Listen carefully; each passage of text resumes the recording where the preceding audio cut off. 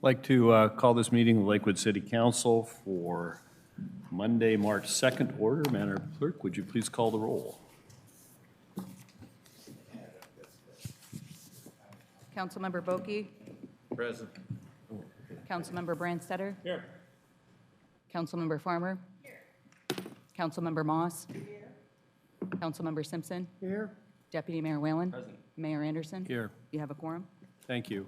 Now, would you all please rise with me in a moment of silence in honor of our men and women serving overseas, followed by the flag salute.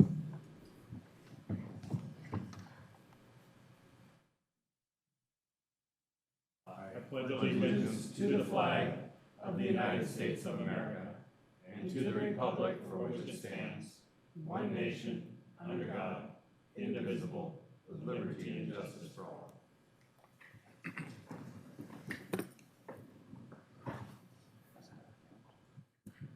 We now move to proclamations and presentations. We had on the agenda the Youth Council. I believe they're still meeting? I think they're on their way now, but they were doing their video. Okay. We'll hold on that. And the Clover Park School District report, I don't see any of the school directors here. So we'll come back to the Youth Council when they're available. Now we move to public comment. This is when any member of the public may comment on any issue of pertinence to the city, whether or not it is on the agenda. Please limit your comments to 3 minutes. The yellow light comes on as a 30-second warning. The red light comes on when your time is up. Please identify yourself by name and city of residence, such as Mary Moss, Lakewood, Washington. The first person who signed up to speak is Glenn Spieth.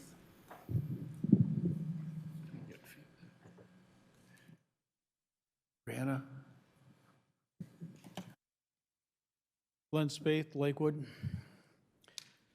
I know that 0.1% sales tax increase amounts to very little.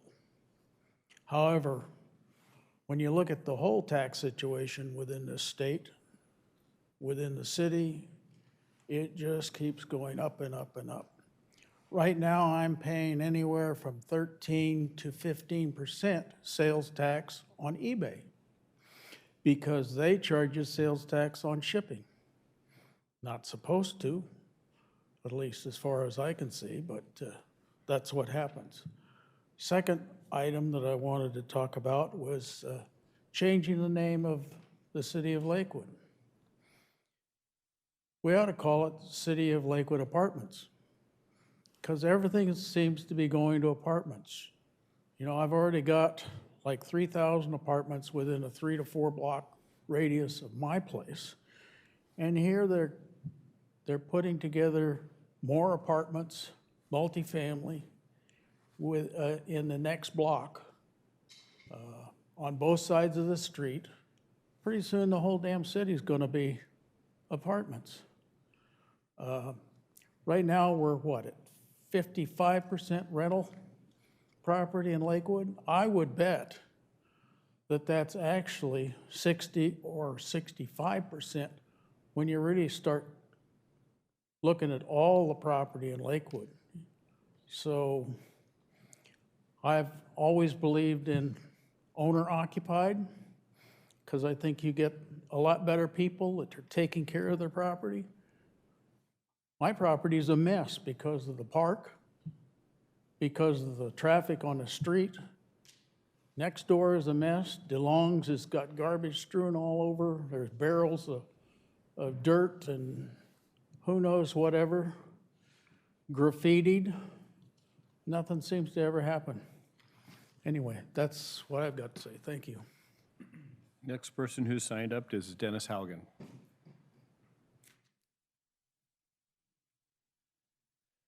Dennis Haugen, Lakewood, Washington. The school board didn't show up tonight. I've been listening to their speeches, for 20 years?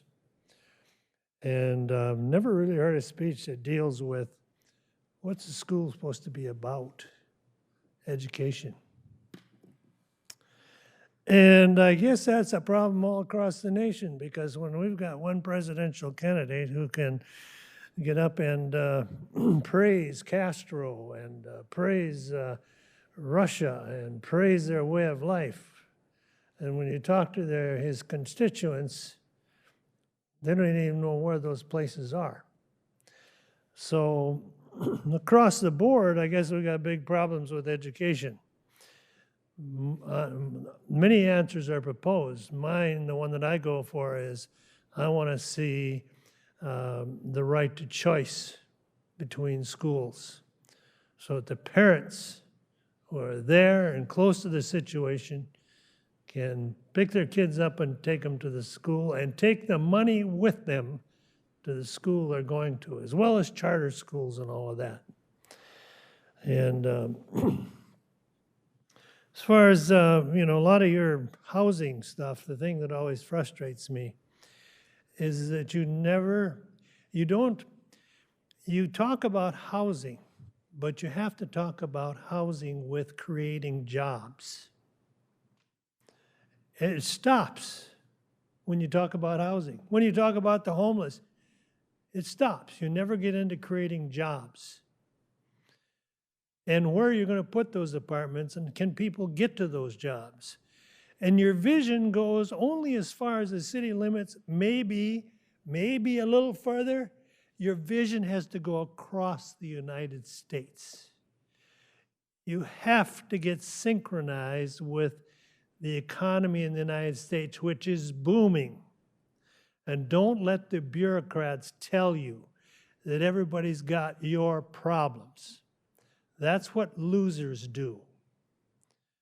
The cities that have got a homeless problem have some special circumstances going on, like funding it.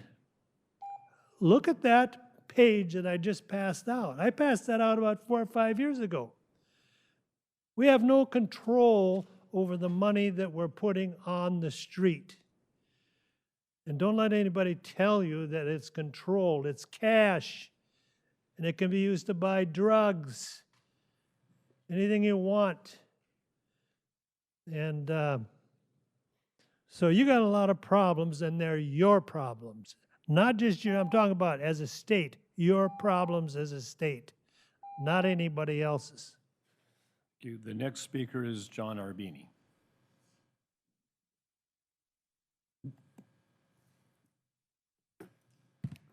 John Arbini, Lakewood. I've got 8 reasons why you should not pass Ordinance 730.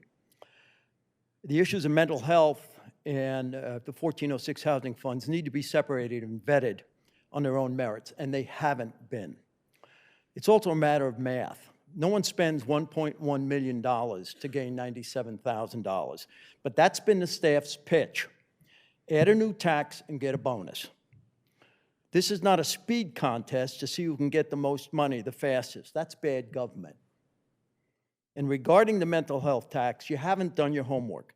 You've never addressed the mental health need, and you have no plan on how to spend that money. You have no business passing the tax before the fact. It violates the public trust. The only person who walks into a bank and demands money without a plan is a thief with a gun. Homelessness is a regional problem which is not limited to the city limits of Lakewood and requires cooperation, not competition, with Pierce County. You really haven't even considered the potential for an economy of scale in participating with Pierce County in mental health rather than having Lakewood going it alone. As an urban area within Pierce County, Lakewood stands to get a significant portion of Pierce County's funding for mental health compared to the rural areas. It's just a matter of population density. You haven't coordinated your positions or needs with Pierce County. Indeed, there's a suspicion and mistrust that was very palpable on your study session. They are not your enemy, they are your partners. And lastly, there can be, maybe, economic consequences. There are places surrounding us that have sales tax in the upper 8%. So if you're going to buy a $30,000 car, where are you going to go spend it? And perhaps even more important is the fact that when people look for a place to live, the sales tax is one of the considerations. So if you want people moving to Spokane instead of Lakewood, continue to raise the sales tax. Thank you. Next up is Carrie Hills.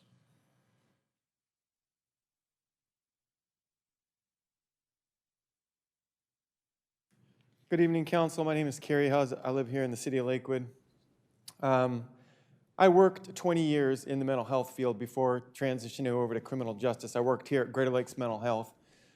I can tell you that mental health is fully funded. When I started working at Greater Lakes Mental Health, there was about 150 employees. Currently, there's probably about 400 to 450 employees. So I'm not sure where that growth would come from to staff that many positions if mental health weren't fully funded.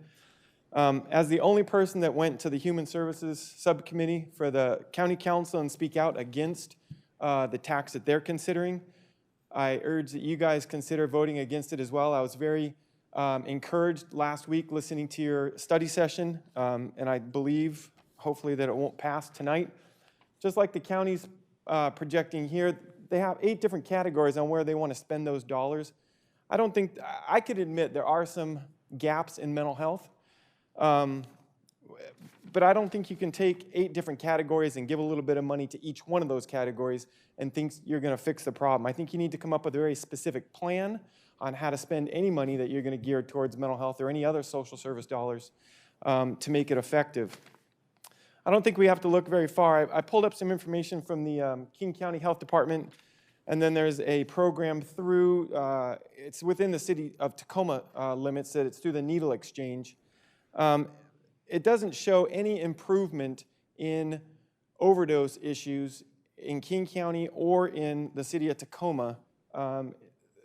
Both of those, King County and the city of Tacoma, have both passed the tax that you guys are considering tonight. I don't think we're going to see any improvement without that very specific plan. I don't think we need to look very far. I don't know how many of you have watched the documentary Seattle is Dying. But again, there's another entity that is benefiting from those mental health dollars, and there's just not any improvement so far. So hopefully you guys do not support this tax, and I hope when the county council votes on it March 10th, I'm going to go and again testify then. I hope that does not pass then as well. I thank you for your time.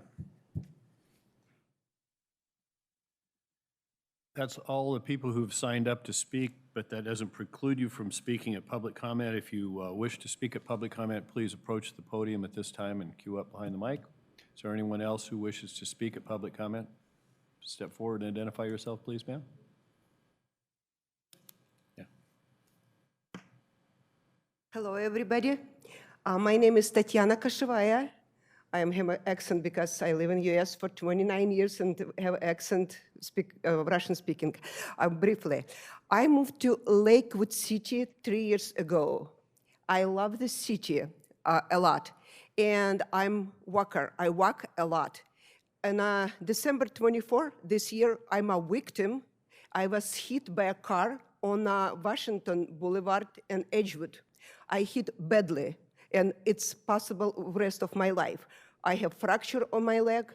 I had a black eye. I have my health completely ruined. I have a small business in Lakewood as a consulting. And previously, I worked for a nonprofit organization. I involved a lot in, I like to do community stuff to help community be better. And honestly, walking even to doctor right now, it's every day when I walk, I see what's going on this city, on that streets. It's very dangerous for pedestrians. Drivers do not stop. Honestly, if you're gonna go and do research, you will see it. Drivers do not stop on a right light, on a right turn. I walk during the day. Honestly, that's ridiculous. 4 cars will turn and right, do not stop.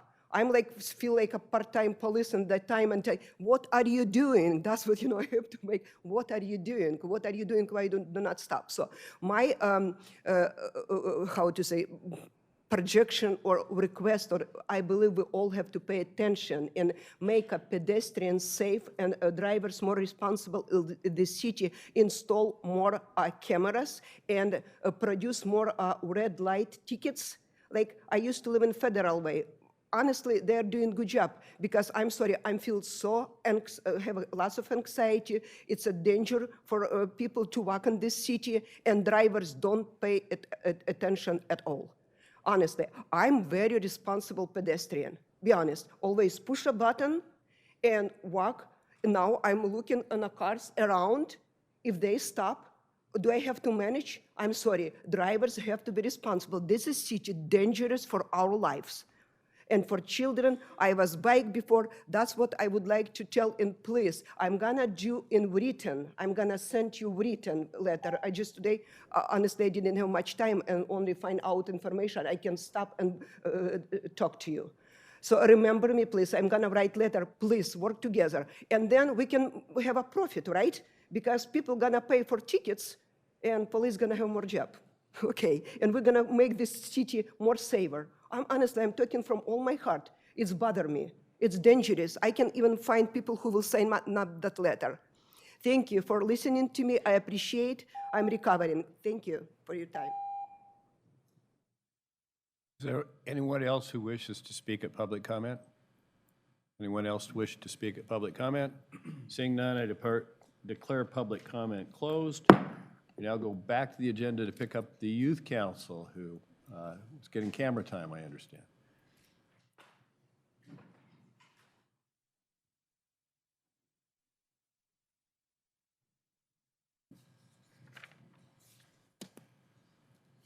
Good evening, everyone. Sorry that we were late. We were finishing up some last-minute planning. We have invitations for you guys to our youth summit that is going to be on March 19th from 10 a.m. to 12 p.m. at the McGavick Center. I think I passed them out. And that is majority of our youth council report. Today, we went over one last hurrah. After today, we only have one more meeting before our event. We have 5 speakers. We'll be having 400 students that are all being provided transportation to be there, and a lot of good sponsors. We're very excited. And now, we're gonna talk about school reports. And I'm also giving the school report for Harrison Prep. Right now at Harrison Prep, today our grade book closed for mid-quarter grades. So like it's the middle of 3rd quarter. Kids will be getting report cards. We also have student-led conferences next week for all students. Seniors will have to give a senior presentation, which is a graduation requirement. And then also, as of last week, IB exams have started for the seniors and the juniors. So time to buckle down, start really getting into the academic nitty-gritty. And now, Clover Park. Good evening, council and community members. My name is Gloria Dauha, and I'm a junior at Clover Park High School. So last Friday, Clover Park hosted the Latin High event as a way to bond before LEAP, which is a conference that promotes youth advocacy. In attendance were FP, Washington, and Gig Harbor, and our Language in Action Club. Spring sports started today, as well as conferences being next week, Wednesday through Friday, and seniors will be presenting their presentations during their conference. Additionally, as primaries approach, next week we will be tabling during lunches and conferences for voter registrations. Finally, our Spring Pep Assembly is the 28th as we move into spring break. Thank you. Hi, my name is Therese Pasio, and I'm representing Curtis Senior High School.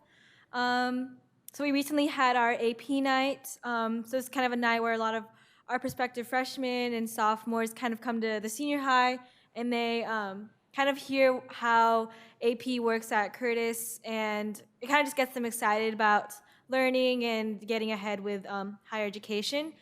We also just concluded our winter sports, and I know our wrestling team and our bowling team did very well in their state competitions. And we also recently had our Dance Blast production, which is usually made up of dances coming from outside choreographers as well as senior choreographers who kind of create a dance that kind of encompasses all of the student population and gets kids really excited about demonstrating arts and their craft.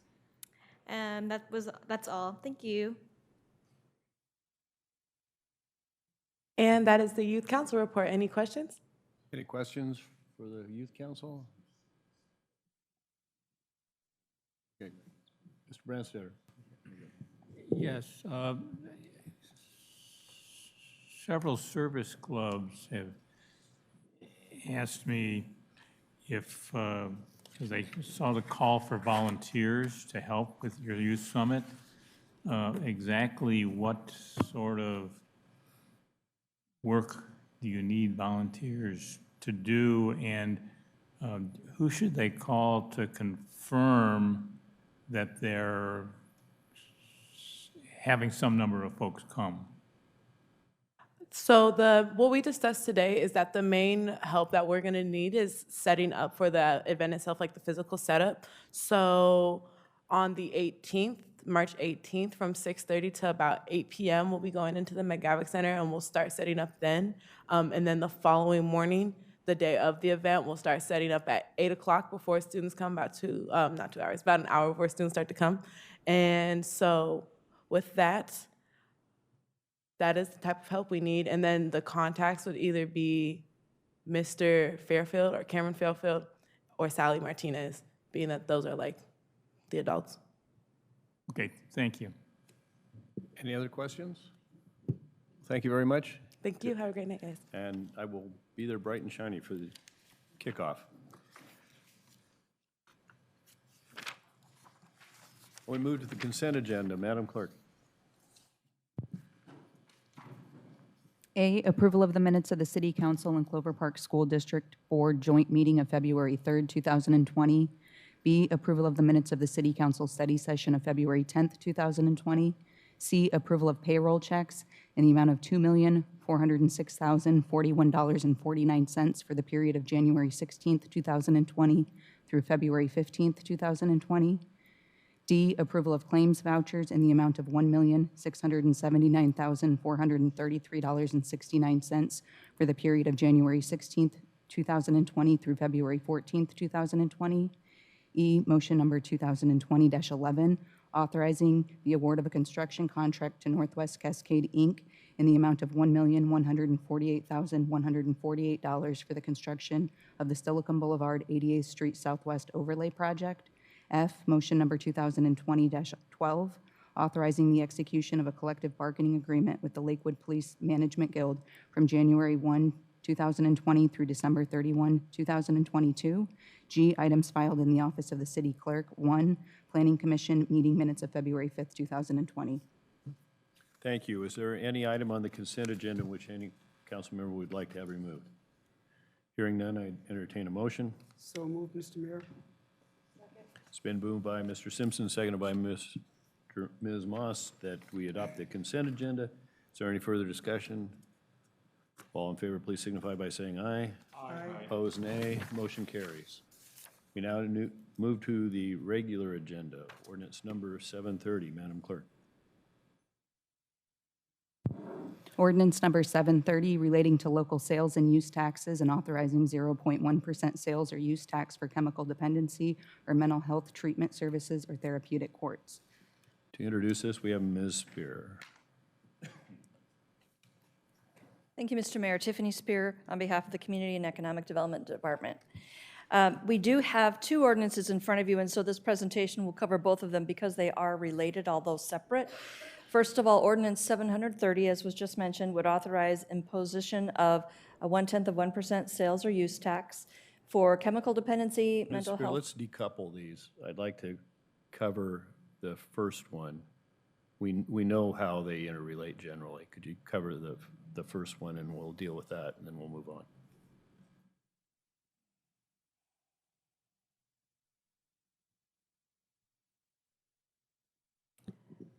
I'll just jump to this slide then, if you'll indulge me, Mr. Mayor. The information that's in blue on top talks about Ordinance 730 and what would happen should the council decide to adopt it prior to action by the county council.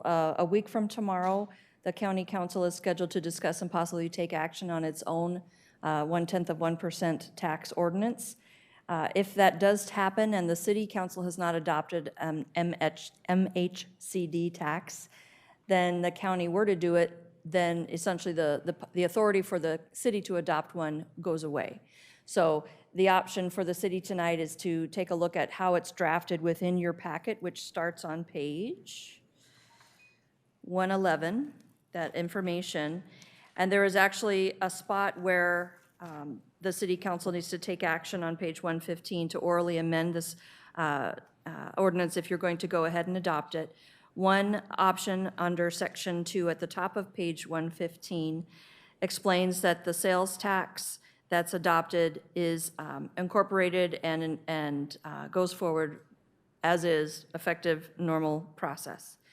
The second option, which is also titled Section 2, because one or the other of these would be implemented should the council take action, says, upon Pierce County's adoption of the MHCD 1% tax, new sections 3.24.025 and 026 of the Lakewood Municipal Code sales tax would be authorized as shown in Exhibit A only if the county council has taken its action. So the first version, the city takes action, it goes into the normal calendar in order to become effective. The second one, we're calling it a contingency, meaning the adoption by the city council is contingent upon the county council's adoption, and the city's mental health and chemical dependency tax would not come into effect unless and until Pierce County's did.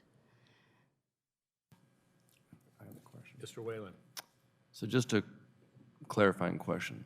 So if the council, the city council elects not to adopt ordinance 730, which is the MHCD 0.1% tax or 0.01% tax, and assuming the county likewise does not, for whatever reason, adopt the tax for the county, that doesn't preclude Lakewood from sometime down the road, if we had a plan adequately developed with good data and an idea of what we really wanted to do, that doesn't preclude us from doing that down the road. We would just not necessarily get the second portion of the 1406 tax credit. Correct. What is going on here, and the reason both of these are up here on the screen at the moment, is because the council in previous meetings in February and January talked about using the mental health and chemical dependency tax as the qualifying local tax for 1406. If we chose to get the second half of the 1406 Correct. monies. So if Pierce County were not to adopt their 1/10 of 1% mental health tax, there is no other time limit on the city council for taking action on that tax. So we could still, again, decoupling the two, we could still adopt ordinance 731, get our $97,000, which is a tax credit, not a new tax on the citizens of Lakewood, Correct. not pass the mental health tax, defer to the county, and if they didn't pass it, there's no preclusion from us picking it up sometime down the road if we had a plan, if we felt there was a defined need, notwithstanding the fact that we would lose the second half or the other 97,000. Correct? Yes, I'm going to turn it over to the city attorney.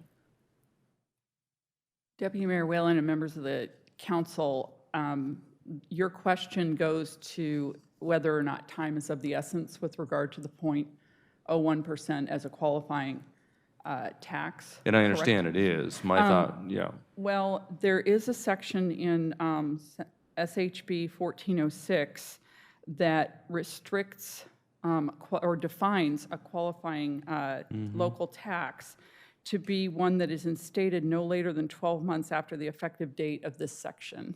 So this law gives us maybe a month, something like that. No, I understand, yeah. And Yeah. so I just want to be clear for all present that we're making a policy decision potentially to Correct. forego the second half of the 97,000 available. We still get Correct. the 97 that's available for the first portion, Correct. simply by virtue of not jumping to the gun to beat the county to the punch. Correct. Then that's the Correct. decision we have to make. Yes. And I'm here to answer any other questions you may have. You have a question, Mr. Simpson? No, sir, I'm good. Any other questions from council? I have questions for the city attorney with respect to the contingency option.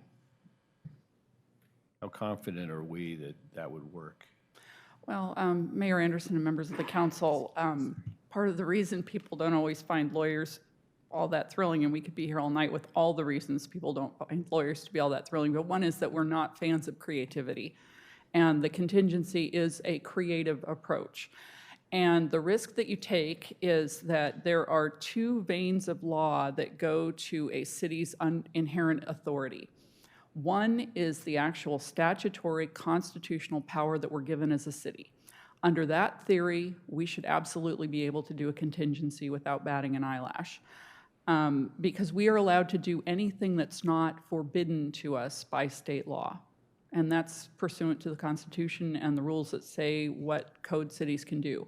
Unfortunately, there are lines of cases, and they fall under something called Dillon's Rule, where courts have consistently ruled against that, saying that cities can really only do what they've been told that they can do. That is contrary to the black letter of the law, but courts do find that with some alarming regularity. And so, yes, you are taking a risk. I think that if you go under traditional legal analysis, you're on pretty solid ground, but I've seen that fly in the face of what the courts do enough times that I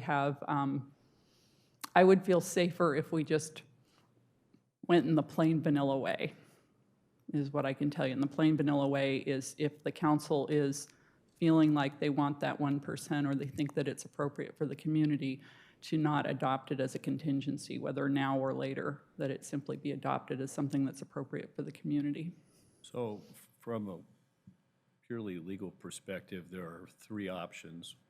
One is to not do anything, Correct. in which case the people of Lakewood will pay the 1/10 of 1% if and only if the county adopts it or we adopt it at a later date. Correct.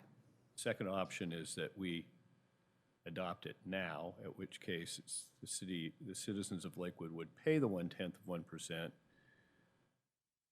which would probably take effect sooner than anything the county could do and may be an additional tax if the county does not pass anything. Correct. And the third option would be the contingent adoption, which probably would work and would only be in effect if the county adopted the 1/10 of 1%, in which case the city of Lakewood would pay the same rate that they would in any event because of the county's action. No additional tax over the county's 1/10 of 1%. Correct. And we, at that point, we would gain control of the funds Correct. to use cooperatively or on our own. Any other questions?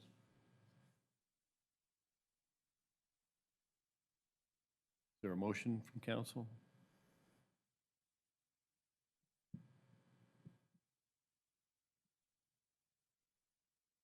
Is there a motion? Hearing none, the motion dies, or lack of motion dies. We now move to ordinance number 731. Madam Clerk. Ordinance number 731 relating to local sales or use taxes, authorizing the maximum capacity of the tax authorized under the provisions of Substitute House Bill 1406, hereinafter Chapter 338, Laws of 2019 for Affordable and Supportive Housing, adopting a new Chapter 3.25 of the Lakewood Municipal Code, Sales and Use Tax, Credit Against Prior Tax, authorizing the city manager to contract with the state of Washington to collect the tax imposed by this ordinance, requesting compliance with RCW 82-14055, directing the city clerk to transmit the adopted ordinance to the Department of Revenue, and requesting the city manager to report annually to the Department of Commerce on the collection and use of revenues received. Ms. Spear. Thank you, Mr. Mayor. On page 118, the agenda bill for this item begins, and the only statement I'd like to make regarding your draft ordinance, which starts on page 120, is there is a section where an oral amendment will be needed now that you've passed the decision on ordinance 730. So on page 123, you'll see in sections 3.25020 and 3.25030, there are shaded items. Has or has not adopted a qualifying local tax in the first section, have and have not adopted in the second. So if the council wishes to proceed with this ordinance tonight, there would need to be that oral amendment to make that reflective of the action on our 730. Mr. Bulkey. Ms. Spear, so the 1406 money, as it's commonly known, it's been a two-part process for this council, or it's just about to be a two-part process. We first had to indicate before a certain date, and we made that date because we did it last year, that are of intent to directly receive this credit from the state. Correct. And now tonight, we're being asked to. This is the ordinance that actually implements that intent. So, And the bill itself at the legislative level required us to do a two-part. there was a certain time to adopt the resolution of intent, and then there was another 6 months to adopt the ordinance to actually implement. And do you know the reason why they did that? That might be out of field here, but. It may have been just to tie everything in with how local governments needed to walk through the logic of whether or not they were going to do the qualifying local tax. Oh, okay. So it's a very complicated Tetris puzzle. Okay. Any other questions for Ms. Spear? Entertain a motion on ordinance number 731. Yeah, I move. Mr. Mayor, I move adoption of ordinance number 731. I second that. It's been moved by Mr. Bulkey, seconded by Mr. Simpson, that we adopt ordinance 731. Is there further discussion? Mr. Mayor, I'd like to make 2 oral amendments. Mr. Bulkey. In section 3.25020, line 5, it should say participating city that has not adopted a qualifying local tax. And I would also like to amend section 3.25030, line 3, to have not adopted a qualifying local tax. As a point of order, I think that can be taken as one amendment to be acted on. Oh, yeah. Is there a second on the amendment? But okay, There thank you. is. Been, Mr. Bulkey has moved to, seconded by Mr. Simpson, to amend ordinance numbers, proposed ordinance 731, to read has not in the 2 instances where the option of has or has not was drafted. Is there any discussion on the amendment? All in favor of the amendment, please signify by saying aye. Aye. We now move to the motion as amended. Is there any further discussion? Hearing none, I'd call for the question. Will all in favor of motion ordinance number 731 as amended, please signify by saying aye. Aye. Opposed, nay. Motion carries. We now move to unfinished business. Is there any unfinished business to come before the council? No, Mayor. New business. Is there any new business to come before the No, council? Now move to reports by the city manager, Mr. Caulfield. Thank you, Mayor. Good evening, Council. First up, I'd like to call up our Public Works Engineering Director, Paul Busich, to give you a snapshot of some of the major and actually minor projects that the Public Works Engineering Department will be undertaking in 2020.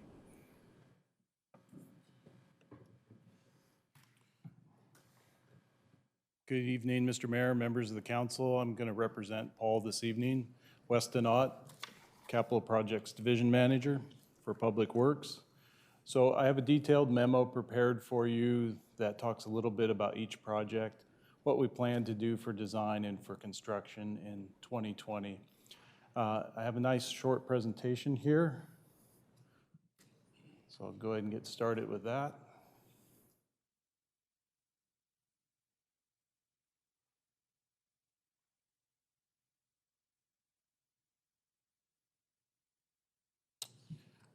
So this first figure here is what we showed last fall, what we were planning to finish up in 2019. And I can say that we got everything done. The only caveats would be that project 24 and 137, which is Steilacoom Boulevard, have right-of-way elements to them, and we can't even access the second right-of-way grant for another year. However, this evening, the overlay portion of 137 from Custer Road to Weller was awarded, and so we are making good progress there. The other element would be we did the design work for the gold area of chip seal down in the bottom left, but we had to move that on, and I'll talk about that a little bit later. but basically we're going to use some of those streets as detours during the Veterans Drive project. And Lakewood Water District's going to be doing some main replacement in there. So we'll wait a year to chip seal, let that work occur. So I want to start with a photo. In a short amount of time, we took Motor Avenue from older road, had some drainage issues. You can see a little bit of the parking, to a plaza that still functions as a road, has parking, and can be used for venues both daytime and nighttime. And we had that great kickoff late summer, early fall. So this is a project, a type of project we don't get to do very often, build a brand new road. So you can see the photo on the left was May 1st, and here we're laying sod in the planter strip area by mid-September. So, and that included that water line work that had to be done on short notice to help out development. So really transforms that area, and then it connects 47th to Bridgeport. So if response, not only can residents use as a road and a walking and biking, but also for public safety, can get between Bridgeport and 47th without going clear down to Pack Highway and around. What? So Gravely Lake Drive from Steilacoom to Bridgeport, this photo happens to be at 59th and roughly the same spot before and after. This shows what happens to us sometimes with grants. We have to do things in two parts. So the photo on the left was a first phase where we added the sidewalk, but the grant didn't allow for the overlay and to go all the way to Bridgeport, and then we had a second grant that got to finish that up. And the photo on the right, that's an actual photo. It looks almost like a rendering. So it was a project that turned out really nice. So Custer Road from almost to Bridgeport, where we left off with a phase of Bridgeport, all the way up to 88th and even to Ardmore there, was really a road restoration project. That pavement was really wore out. And so that's why that project was a 2-inch overlay paver project. But as you can see, and for those of us that live in the Oak Brook area, that right turn was well known. And it was also a lot of work for O&M to have to go out and have perennial potholes to have to fill. So 2020, what we're doing this year, it's pretty exciting. We've just awarded that Project 137, the overlay this evening.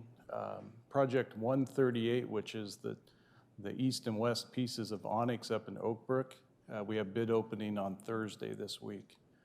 Veterans Drive is actually, Project 134 goes on ad tomorrow. So we got some big projects for construction, and we're going to hit those targets. In addition, we had our first open house last Thursday, and then we'll have the second one this Thursday, and then we'll be back here for study session on March 9th for the projects 135 and 77, our JBLM North Access. So we're making good progress on that. And then, as I mentioned, we had to change up our chip seal a little bit from that bottom left, that gold color. So what we did is, with those limitations in that area, we moved over and we designed, and we're getting our bid documents ready to do the 2021 area, which is that blue, kind of the right center. Then above that is kind of tucked in there. There's a little 80 in a green line, and that's 108th from Bridgeport all the way to Pack Highway.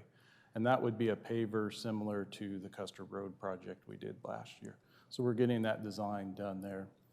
Project 60, which is in about the middle of the job, or the middle of the city map, that's our signal replacement at Lakewood Drive and 100th. We had a little bit of scope creep there. It made sense to clean up the sidewalk, and that added a right-of-way phase. So Friday, we took care of a couple of the easements. We're still talking with the owners on some of the acquisitions. So more to follow on that. Our goal is to put that to add this year. The plans are essentially done. So, and then if you had a very sharp eye on the detailed memo and you looked at the figure, I actually missed 2 projects. So Project 15, staff actually are starting on it this week, and that's to complete the plans for 111th, 112th from Bridgeport to Kendrick, that little bit of missing sidewalk that connects Bridgeport to the PED overpass.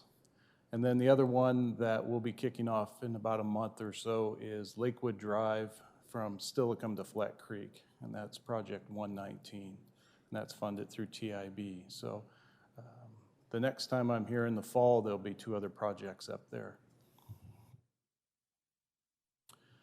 So this very busy figure shows our different power purveyors, and we've done a great job of lighting the city. And the portion that we will construct this year for lighting is one, it's a little hard to see in the upper left. It's those 2 pieces of Onyx that are part of the Onyx project will get street lights. But also that gold color, it's kind of the top left of center. It's the oldest part of Oak Brook. It's between Phillips, Onyx, Garnet, and 83rd. And so that design's getting wrapped up right now. And so that will be constructed this year. And then we're also looking at designing other areas as well as looking at citizens' requests as we move forward, because that's an ongoing funded item in the budget. So it's always nice to be able to measure your success. So not only does the city have a very high overall pavement condition index rating, but if you look at that figure on the bottom right there that has the 4 categories, you'll see the one with the 85, and that's phenomenal. And that's our urban principal arterials. That's our most expensive roads. So our investment in those roads is really shown, and they'll last for some time to come. So that's the roads that cost you the most to do the work on.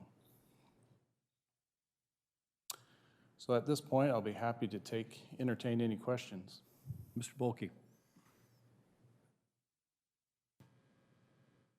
Thank you, Mr. Mayor. Just a couple of questions, Weston. Just going back to that pavement index, could you give me an example of an urban minor arterial? So in Lakewood, if you see a double yellow stripe on it, it's one of our arterials. So even Onyx from 87th around to Zircon would be your urban collector, urban minor arterial. It'd be one of your lesser roads that's has that double yellow stripe in the middle. And then our local access, we don't put a paint stripe on.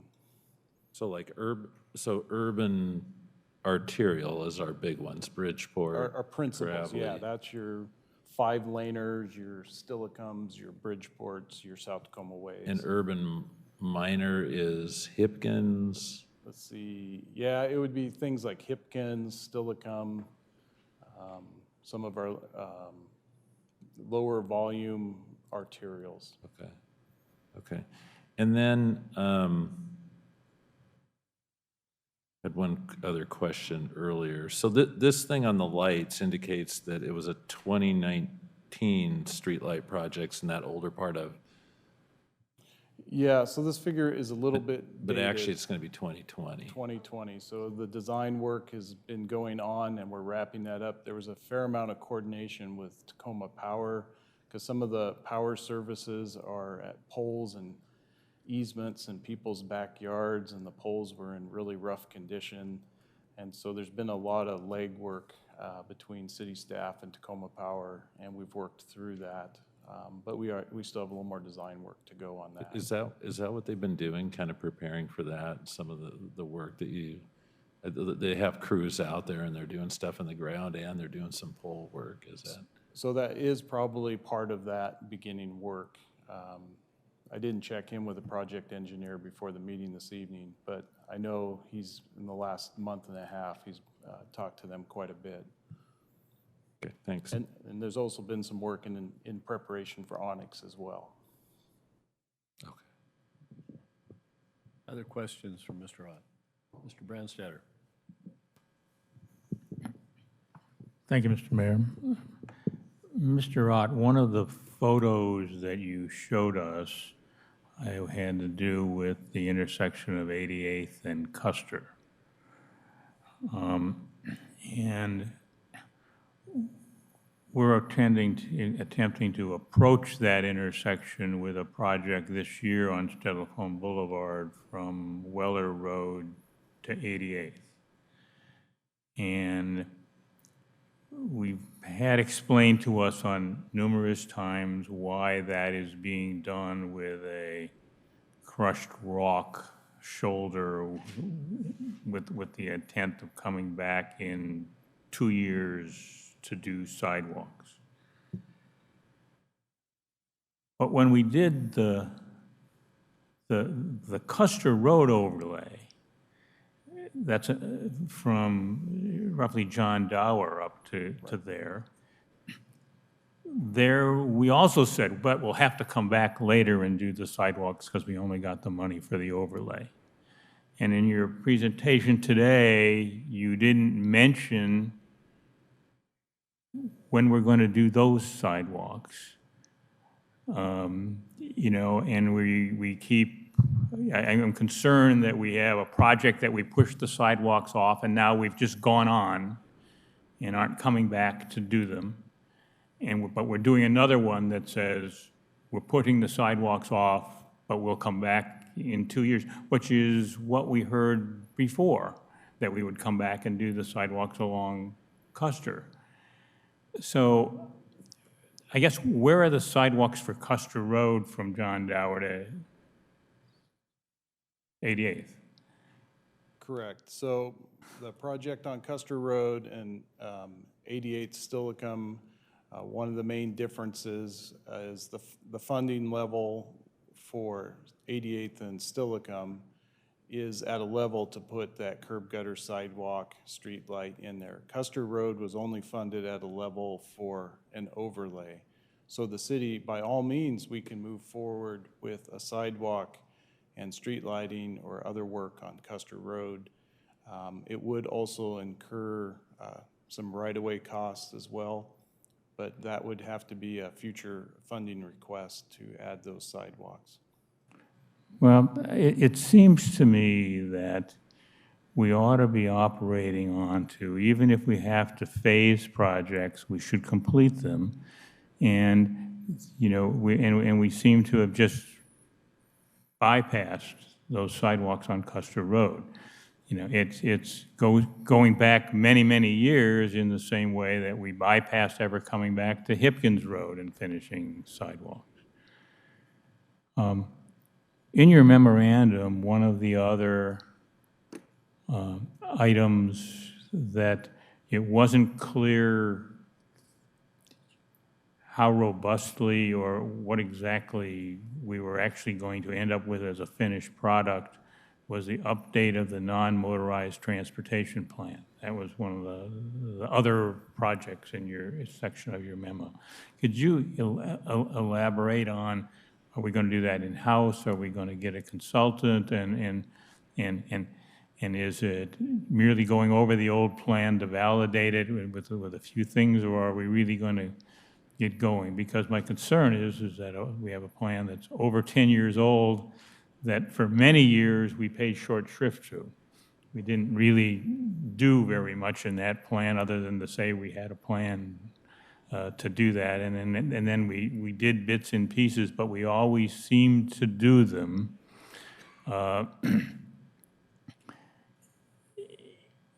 in conjunction with something that was primarily a motorized plan. And if we had the money, we did the non-motorized part. If not, well, that was less important. Correct. So council funded an appropriation of $50,000 to update the non-motorized plan in 2020. City staff have been out picking up through GPS the new sidewalk that's been built over the last 10 years and putting it into the city's graphical information system. So that process is nearly completed because our inspectors aren't as busy during the winter months. We employed them to go out and do that work, plus they're very familiar with what's been built. So to date, we are working on updating that data for the plan. At that funding level, all we are going to do is just update the report with the new data and make some minor changes. It would be a larger funding need if we wanted to do a wholesale update to that report. So even though, in my view, what's needed is a relook at the whole plan and a reprioritization of the non-motorized projects that the city could benefit from, along with, after a dozen years, another piece of public outreach, we're going to have to appropriate some money to do that robust an update of the plan in 2021. Potentially. I believe City Manager Caulfield wants to comment. Mr. Caulfield. Thank you, Councilmember Branster. Yeah, once we have an update to the non-motorized plan, we're going to be bringing that back to the council and actually going through a prioritization process with you later this summer or this fall. So the plan is going to end up being not an update of data in the existing plan within the department, but it's going to be a reissue of the plan approved by council? That's correct, Councilmember. Later this summer and into the fall. Yes. All right. Thank you. Any other questions from Mr. Ott? I have one.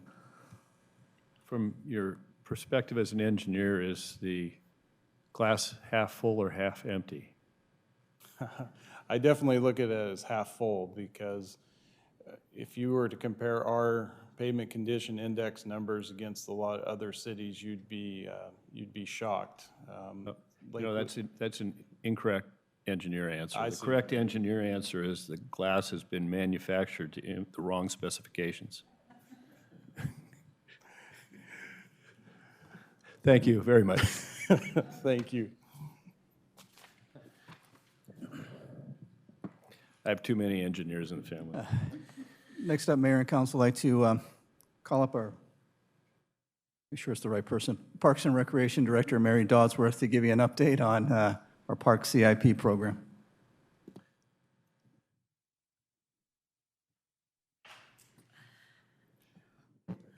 Good evening, Mayor, City Council members. I'm excited to be here tonight, provide you with an update regarding our Parks Capital Improvement Program. Last time I was here, it was in August of 2019. It just seems like a few weeks ago, providing you with an update. And so the report that I included in your packet tonight is adding on to that. So I just wanted to note that we're really focusing on the 2019 budget period, and then anything, because I'm sure your tablets are in color, if the titles are in blue, then please note that that's something that's been added since I came and chatted with you last time to the report. And then what the report is laid out in a manner that talks about what we've completed in the last year, what we're kind of working on, and then things that we're proposing to be getting started at the end of this year. So without further ado, we currently are working on about 22 different projects in our program, and of those, we had 9 that were completed last year. We've got about 13 underway and 3 that are initiated, should be initiated before the end of the year. So I really thought we were going to be starting way later than we are right now. So I really am going to summarize and kind of focus on just a few of the projects. I'm happy to answer any questions that you have throughout the report. But to start off with, 2019, we were able to replace several pieces of playground equipment. We did 3 new structures as well as 2 new pieces of fitness equipment at Springbrook Park. We were able to focus on our Fort Steilacoom Park, I am moving this forward, our Fort Steilacoom Park on the north side, Angle Lane, and that was an exciting project, not only be able to pave the road, but we were able to put in utilities from Steilacoom Boulevard down to, water went all the way through the park to Elwood, but we were able to bring the sewer in down to near the parking lot so that we could get ready for our next project coming forward. And then we also were able to focus and finish on our Wards Lake master plan. We did work on several master plans last year, and the purpose for that is that we're heading into grant funding cycle. RCO, Recreation Conservation Office in Olympia, is the clearinghouse for most of the grants. So grants just opened up February 15th. We have letters of intent coming soon, and they're due in May. We do presentations in sometime August-ish, and then they make recommendations in October, November, If approved and legislators approve the list, then some kind of approval can happen at the end of the session next year. Then they have to get contracts together. So you see a lot of the projects that we're working on now were from funding from the funding cycle 2 years ago. But we did a lot of master planning to prepare for this next. And so I'll touch base regarding Wards Lake, our next steps on that. So those were some of the bigger projects that we worked on in 2019. Oh my goodness, look at that. So one of the things that we're working on right now in 2020 is the Wards Lake Park expansion. We received Conservation Futures Fund to purchase land behind and adjacent to Wards Lake Park. It's currently about 26 acres, and we've really spent about 20 years gathering a lot of different parcels to make Wards Lake Park the site that it is. So we're looking on just a little under 11 acres. One of them is, and I can show this for folks, but the little notch that's coming out kind of on the south end of the park here, that is this individual parcel. The rest of these parcels are bits and pieces, I don't know if you can see it there. The rest of these, we have to do some lot line adjustments and some surveying to cut some parcels out of property that is owned by the Lakewood Cinema folks. So that's going to take us a little bit of time this year, but we anticipate all of that work being done by the end of this year. And then our plan is to apply for grants. Oh, I'm sorry, sir. On that, do we need ownership, or do we only need the right to use the property? For the grants?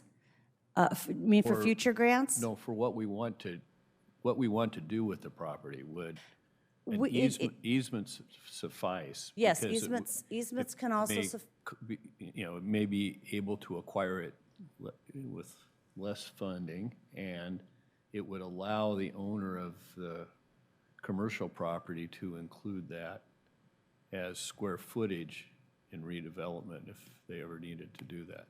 they won't lose any ability to redevelop. We checked on that before when we've been chatting with them. They won't lose any ability to redevelop because based on where the fence line is, it's really all wetlands. It's really very, very wet property, so they wouldn't really be able to.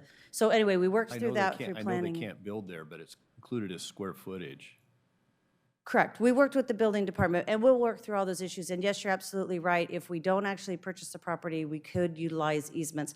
They are very happy to work with us on that. Being able to do, if we can work through it simply and not have it be too complicated, if we can do the lot line adjustments and own the property, then that'll make us more eligible for other kinds of like federal grants, Land and Water Conservation Fund, and things like that. So we're working on all of those elements. It's really not a lot of money when you look at the amount of acreage that you're purchasing, because it's kind of like you're buying swampland in Florida, so to speak, because it really is wet parcels. So we're working through all those issues. But that was basically cleaning up the area. And part of that as well is that there's a lot of issues that happen, a lot of dumping in that area, and sometimes there's some encampment things that start building up in that area. So really it allows us to get in there and take care of business as we get to the point where we want to do future development, which leads us right into, if we go back here to the master plan, you can see we'll be looking at applying for phase 1 project funding. It's about $1.4 million. We're looking at several different grant sources to accommodate that development, and it would be basically improving the area to get more people into that site so that we can take out some of the negative things that could be happening. It's very wooded back there. We have a developed area up here on the this was to be the northeast side of the park. And so the idea is to do development all around this phase 1, which you see circled in red, and that would allow us to make the area more accessible, open some things up so that you can see through it, make sure that there's safety in that area. So the phase 1 is the project that we'd be applying for through RCO, Land and Water Conservation Fund, and any other funding sources that we can find. Mr. Branstetter had a question. Mr. Branstetter. Yes, thank you, Mr. Mayor. On the Wards Lake Master Plan, could you speak to the need to have a residence for a caretaker in this park? Sure. Currently, when we purchased the property down in, let me find where I'm at here, in right here, there's a there was a house on the property. And so at the time, we moved an individual in there to open and close the gates and to clean the restrooms and to provide a sense of presence in the park, because this is an area that was undeveloped and activities could be happening. In the initial master plan that we created, this was the idea of turning this into some kind of an environmental center, learning area, but we recognize that that would take a lot of resources to do, and so the idea is that we would be providing a caretaker in the park until the city decided it no longer needed one, and then we would demolish the house and open that up. But it's a sense of presence to keep other kinds of negative activities happening, especially on this undeveloped end of the park. Okay, maybe you could explain, is a caretaker a city employee? The caretaker happens to be a city employee. It doesn't have to be a city employee, but it is a city employee. Their relationship is completely separate. It's a renter in the property, and there's responsibilities for living in the property.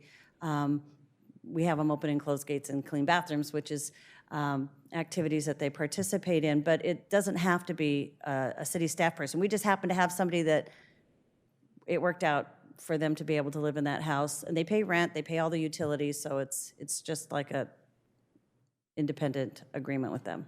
And so do they do all of their caretaker responsibilities outside of their city work time? They do. Mhm. Is that the same relationship that we have for a caretaker at Fort Silicon Park? It is. It's the same arrangement. We've actually had non-city employees live in that house and provide the same types of services. Currently, the individual that's living there now is a city employee. At the time, they were a part-time temporary employee.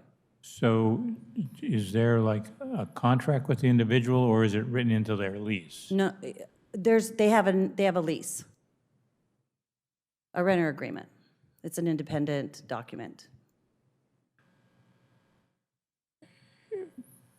So even though it's on the master plan, there is still some thought that eventually that house could be demolished or converted. Correct. It's just that that isn't clear to the point of taking it out of the master plan as a caretaker residence. Correct. Yeah, a master plan is just a set of ideas, and so the idea is that at this point, it makes a lot of sense to have a caretaker there. When we did the plan 10 years ago, we didn't own the property at that point. We were developing the master plan for it, so the idea of an environmental center sounded like a great idea. Since that time, we've recognized the benefit of having an individual there, so the idea was to do some of the planning in and around that, whereas if we determined that we needed more access or we wanted to demolish that house, then we would just realign the pathways or such through that area. Okay, I guess I understand better. And then the other thing on the master plan that I was trying to understand the terminology is enhanced wetlands. Mm-hmm. Are they wetter? Are they drier? Are they, in what way are they enhanced? The idea was, and that would be almost like a phase 4, to be honest with you, is that right now the lake is growing full of aquatic material. So you could probably almost walk from this house out to this property area because of the vegetation that's in here. So the idea was a bit, again, big picture was, wouldn't it be great if you could then take this 1-mile loop trail around, but you had an offshoot where you could do a perimeter trail in there that had specialty plants or boardwalk or some way of providing another environmental education opportunity out there. And then how does this master plan, given that it's Ward's Lake, align with the stormwater management program? We've been working with the City of Tacoma as well as our local Lakewood Stormwater team regarding how this functions within the Pierce County system. And so there actually were 3 different options that City of Tacoma was considering, because the water that flows into here actually supports other the whole system that goes through there. So they had 3 different options that they were considering, and the option that we encouraged them to put into their master plan happened to actually align with this trail around for them to access their stormwater maintenance. And so the access road that they would need would end up aligning with our trail system, so it would almost be like a 2-for-1. But we are working with them to make sure that whatever we do is supportive of the function of the stormwater in that area, as well as making sure that we're not doing something that's going to get in the way of their future needs for access or maintenance or flow. But it seems to be working pretty well with this, with the capacity that they need at this point.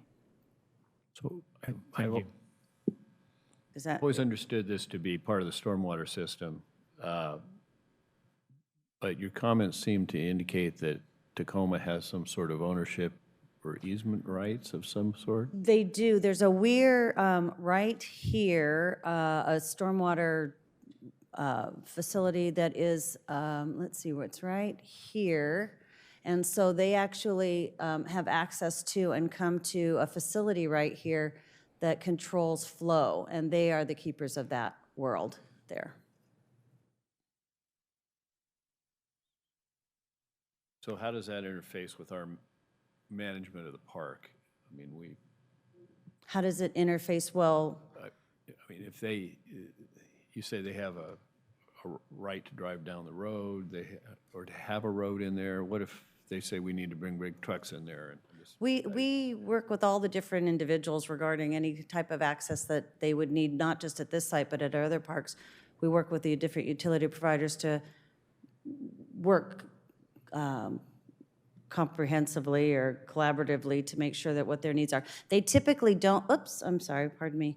They typically don't drive down the road here to get to this structure. They come to the backside and they come in usually through this, but it's a kind of a little fenced-off cement block area where they get in there and do the work that they need to do. So, but Lakewood Water, we work with them when they come to Harry Todd. We work with the Western State Hospital when they're at Fort Steilacoom. So we work with individuals to make sure that. I'm just interested in what legal rights they have. For example, there's a weir there. Mm-hmm. What if in the future, we have plans to enhance the water quality and we want to put some ionized filtration system in that's a new discovery? We can get details on that, on their rights and responsibilities or easement language. We can find that out and share that with you. I don't have the details of that right here, but. Yeah, I just want to make sure that we aren't in a position, the future council, where we have all these good plans and then something gets torn up because the stormwater system feeding Wapato has to be changed. As I said, we've been meeting with them, and so we're putting our plans in the same, we're working together so that our plans are complementary of each other and not opposing each other, at least for the next 6 or 10 years. And so, but we can double check on that and make sure that we're not planning anything that would be future problems or complications or destruction, I guess, in their plans. But I don't see that, we haven't seen that to be the issue, but we can double check that. But we have been meeting with them over the last year and a half to make sure that we're all on the same page. Ready? Okay, so I jumped through that. So Wards Lake is kind of a work in progress, and we are at a master plan level, and so we'll be applying for grants for that. So the next projects that we're working on that was approved last year is our Fort Steilacoom Park Angle Lane. This is south, and so this is when we get to the area that's near the dog park, and you can see our new parking lot right here to the left of this photo. The barns are across the street, and this is the project that we did. As you recall, when we had a total roadway project funded and budgeted and ready to go. And so we ended up doing the roadway into this spot, stopped. We did later the roadway from here up north to Steilacoom Boulevard, and now we're, Could you try to explain this in words instead of gestures? Because we can't all see the screen, at least not adequately.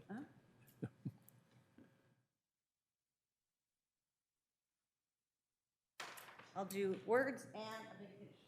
So when we started the roadway project, do you want to be, okay. Oh, sorry. So when we started the roadway project, we initially were going to do the whole roadway in, all the way up here and all the way down. We did it in phases. So as you know, we started the first, we did the entry down to here with this little parking lot. The next phase, because we knew we were doing utilities, we didn't want to put that in until we were ready to do the utilities.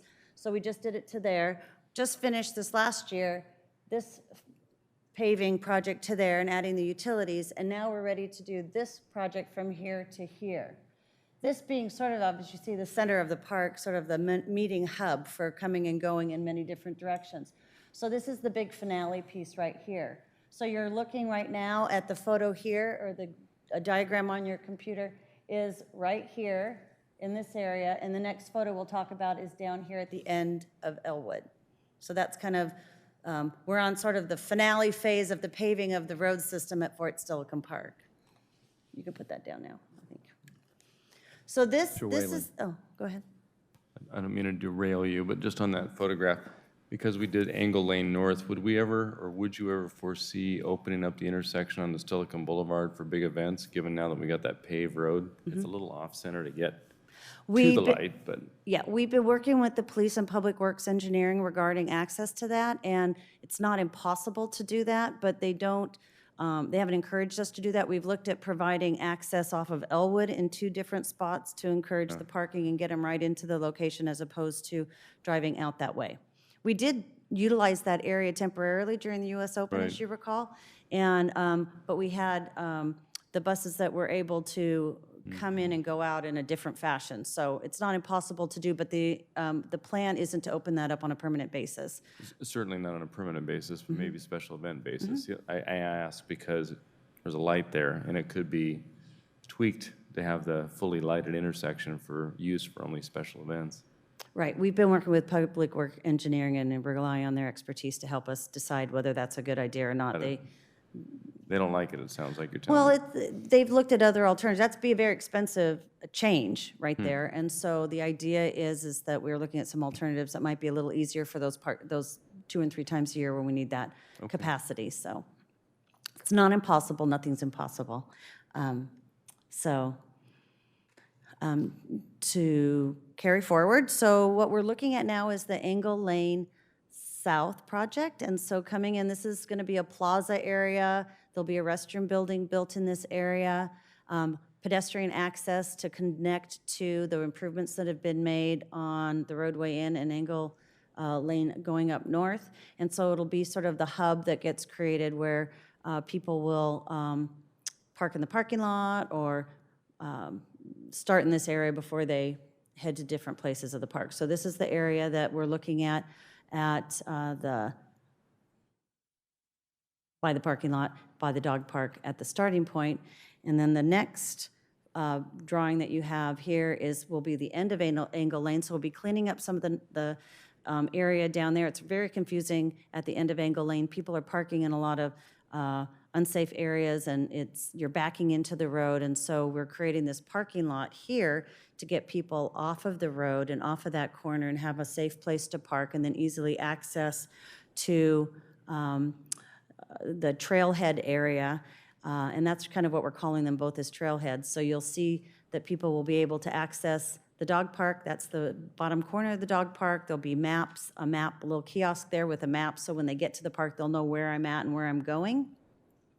And then we'll be paving the road from this end all the way up to there for the finale of the roadway projects. We're really excited we've been meeting with the Nisqually tribe, and we've been working with them on this project for over a year now, and just developing the relationship with them and working on it. And they really loved the idea that on our Discovery Trail program, we had Chief Leshai's story here at this end of the park. And they really liked that because they call this the back door to the park, and they said that's where family enters. And so they're really excited about the fact that we're going to be creating a loop trail. We have many loops in the city, and we're refining those for our trail system. But we're creating something that we're calling the Nisqually Loop Trail. And they were excited about the fact that we had a Oak Savannah Discovery Trail sign out that had a lot of plants that talked about the medicinal value of what they did over in the Prairie Days. Working with their artists to, when we're up in this, up by the restroom building here, we have these little dots and squares, our long benches that are just reclaimed timber that they'll be doing some engraving on and telling some of the story and talking about their culture. They're excited about using their, they have a young artist program and providing that wood, cedar wood, and also doing some of the engraving and the artistic work there. So it's been a really great relationship. It's been a real, it's taken quite a while. It takes a while to coordinate those meetings and to keep things moving forward, but we've been doing a really great job at developing that relationship with them. I think it's going to be a really great, culturally rich project when we're done. So that's what's happening there. We're hoping to go out to bid here in the next several weeks, end of the month, and then bring that to you so we can get started on this project right away.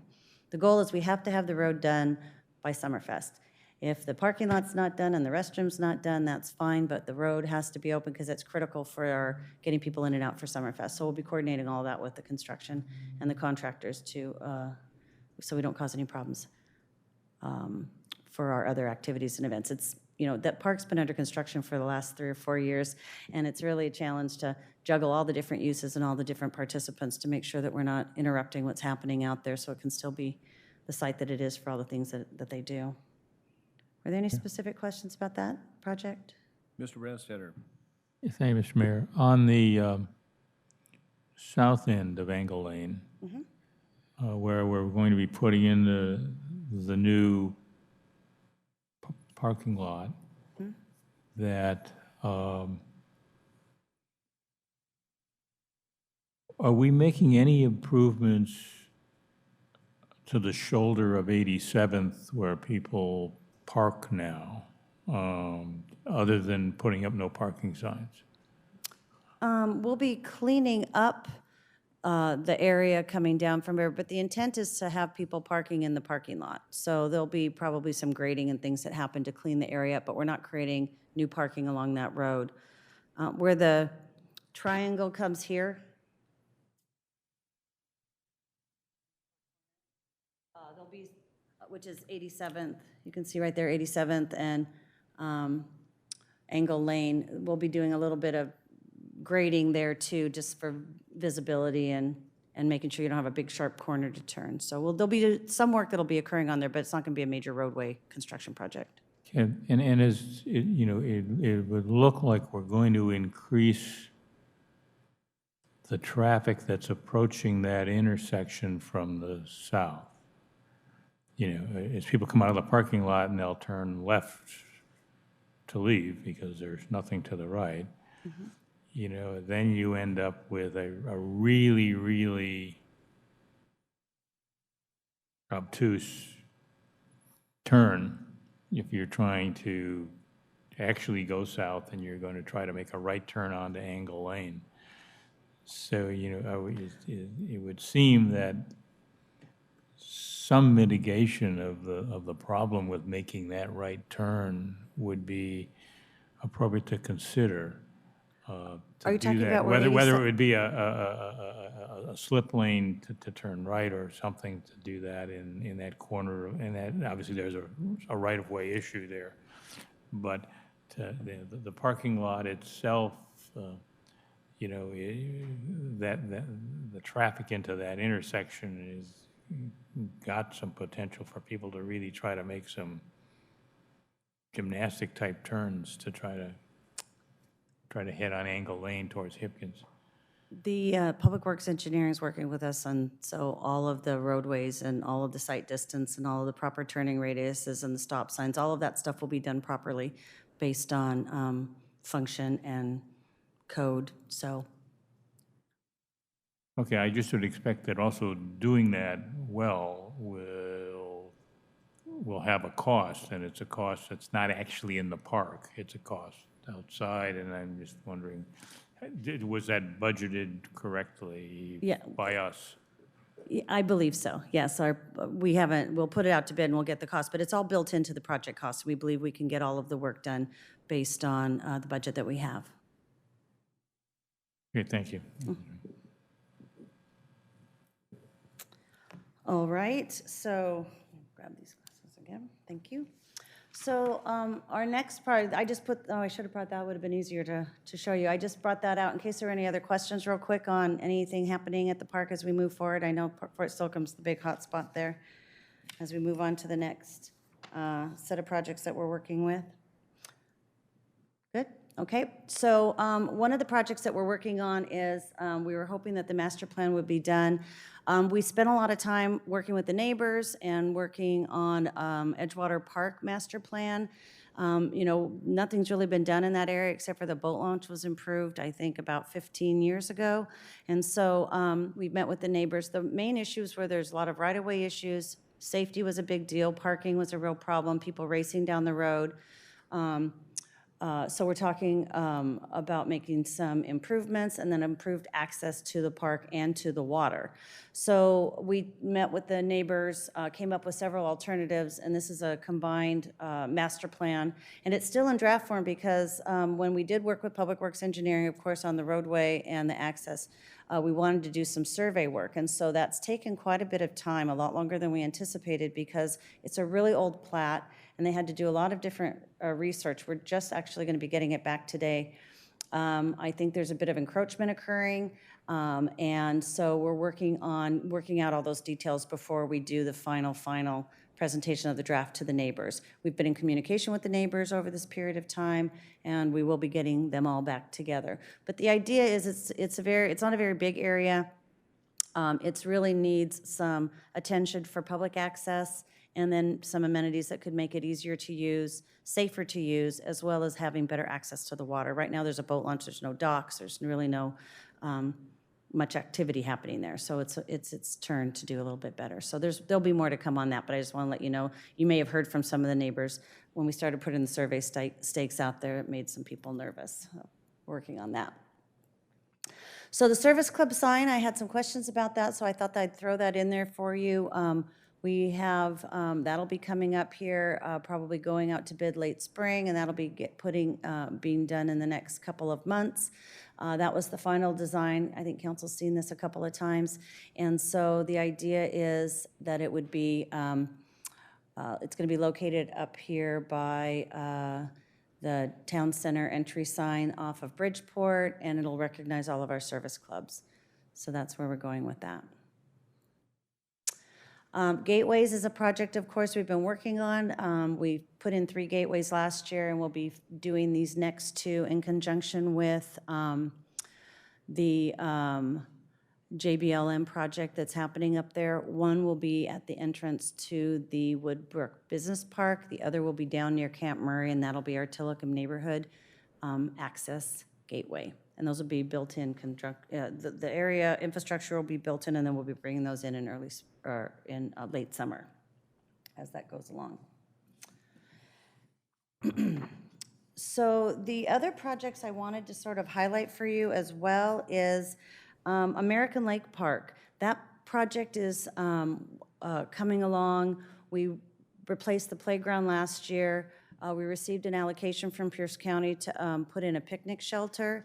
We know that the parking lot's going to be, and the roadways in front of that are going to be improved with the Veterans Drive project. And so we're finishing up a master plan for that to make the area ADA accessible. If you've been to the park, you know you get to go to the park. There's a high wall. You go down to the sand or to the beach. It's quite small. It's not ADA accessible. There's stairs, and so the idea is to be able to get from the park down. The restroom building is quite old, and it's not very functional. Also, the shelter is right behind the restroom, which is a kind of a hidden area now. And so the idea is that we'd be looking at removing the restroom, moving it over closer towards the boat launch area so it functions a little better, and taking the new shelter and putting it in over on the side of the park that's past the playground so that it's more functional. It will be, if you're having a group event, you're not having every single person that's going to the restroom and that's coming through the park walking through your event.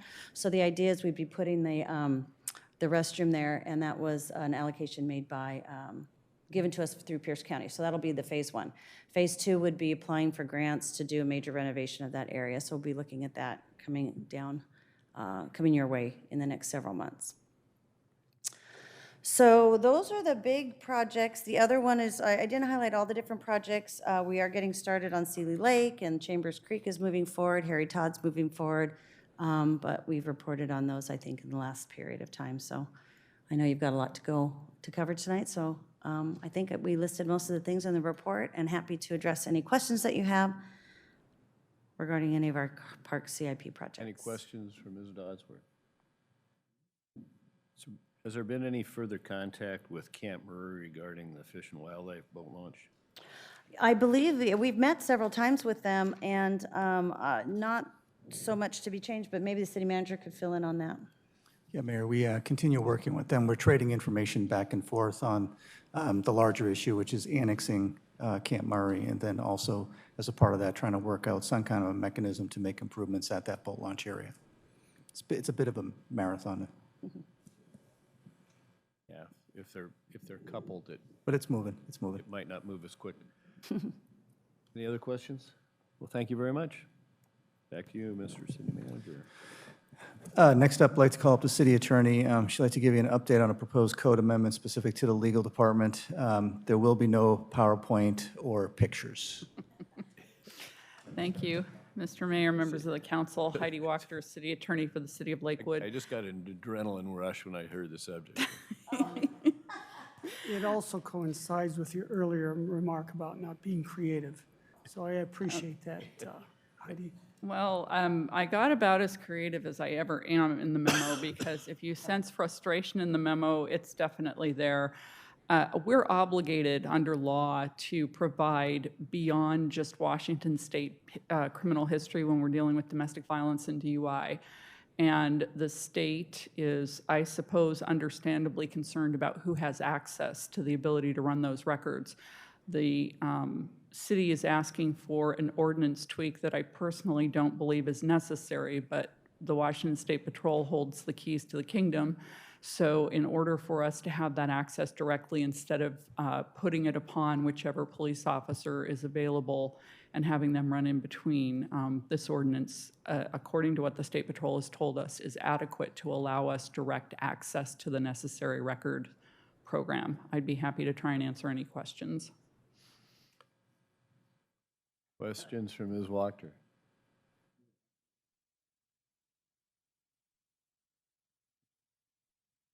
Keep her the keys. Well, thank you.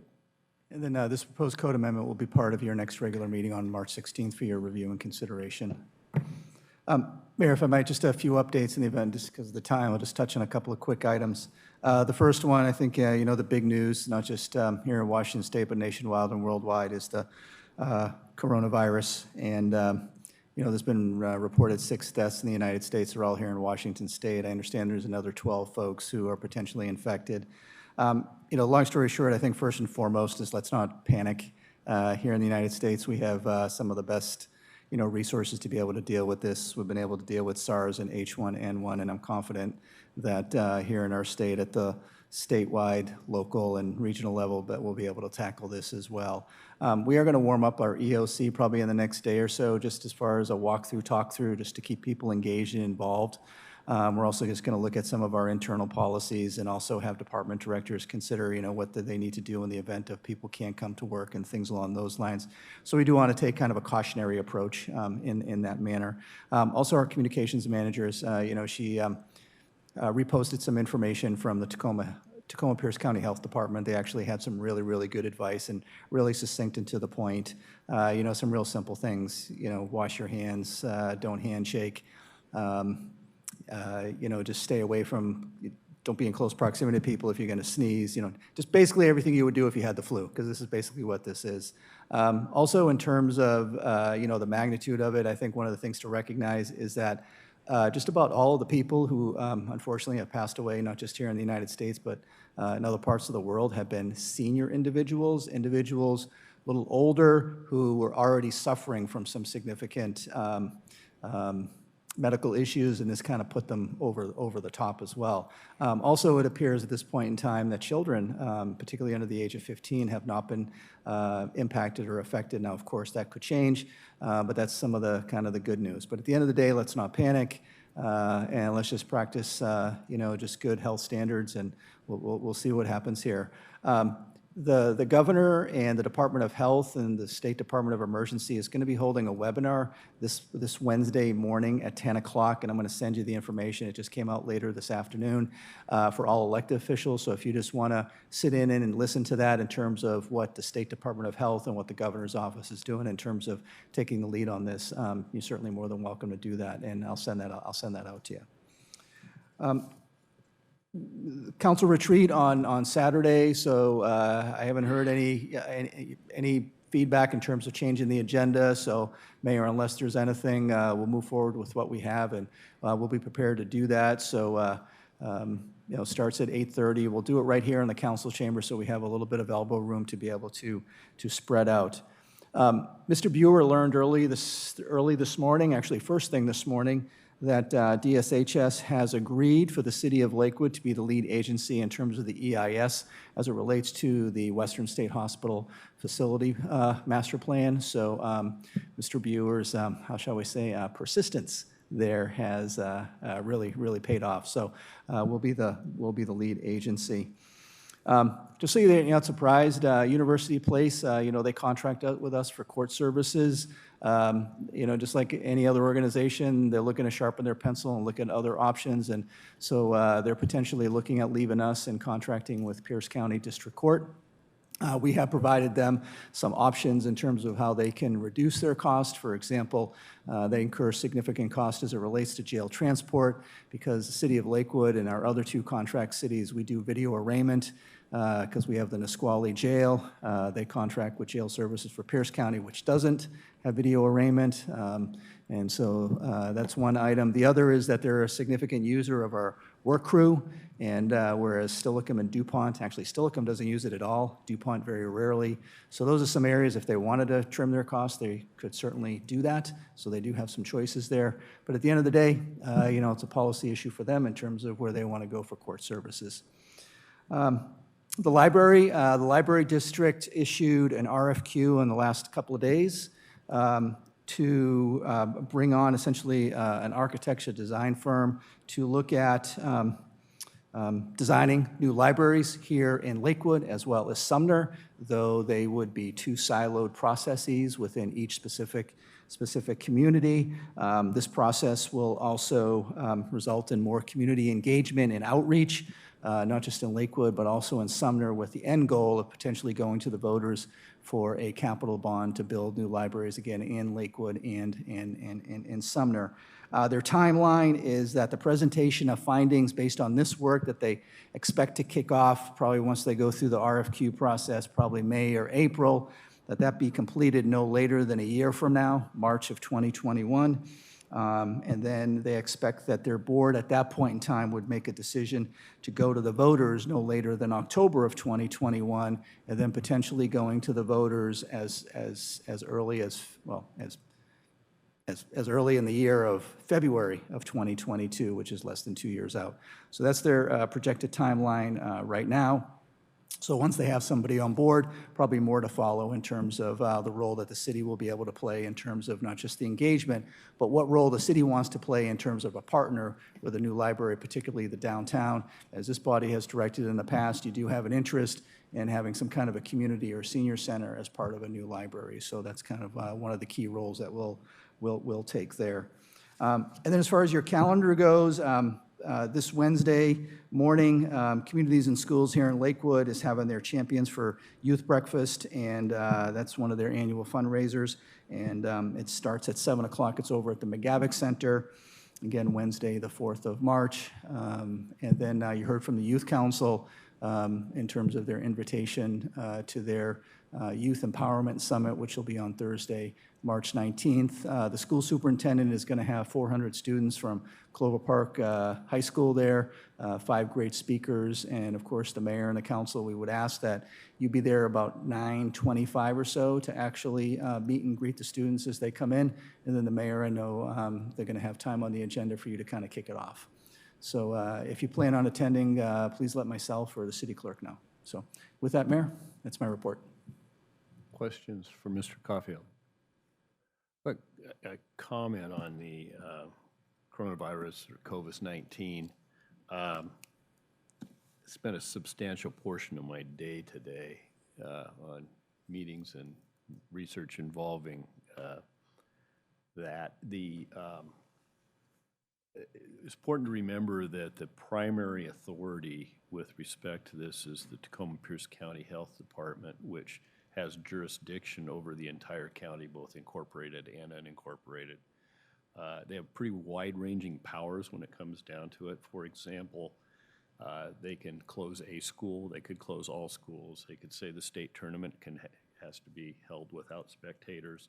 That level of panic is not there. In fact, the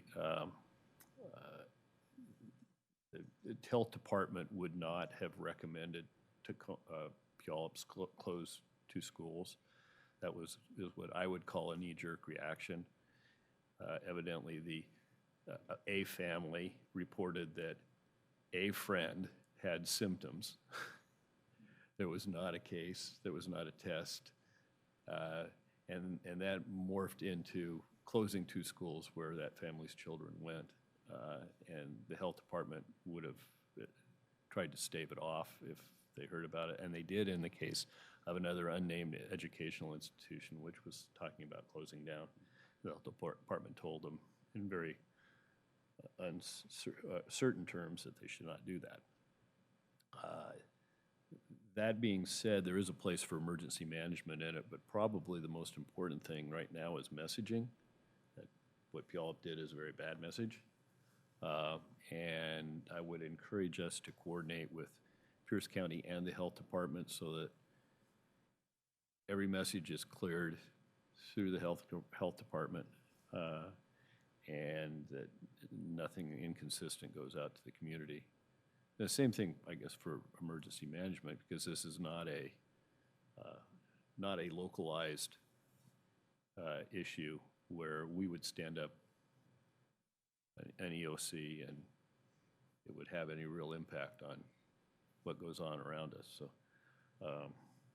I think that coordination on a regional level is important. And at the same time, you have Seattle running out and buying a motel. It's, I think, a gesture of saying we're doing something, but it really didn't have anything positive to say with respect to the health situation. So there's some, I think, important to keep a handle on it, but that messaging part's real important. I want to make sure that we don't do anything that's inconsistent with a keep calm, carry on, wash your hands, fist bump. And one of the things that surprised me is upping janitorial practices helps. Disinfectant on doorknobs in public areas more than one time a day, for example, so that people can clean their space and do that kind of thing. People are going through doors all the time, and just things like cleaning off the doorknobs is probably more effective than wearing a mask, because if your eyes are open, you can get it. So anyway, that's my 2 cents on that. Anything further? Council comments, Ms. Moss. Mr. Wilkie. Mr. Branstetter.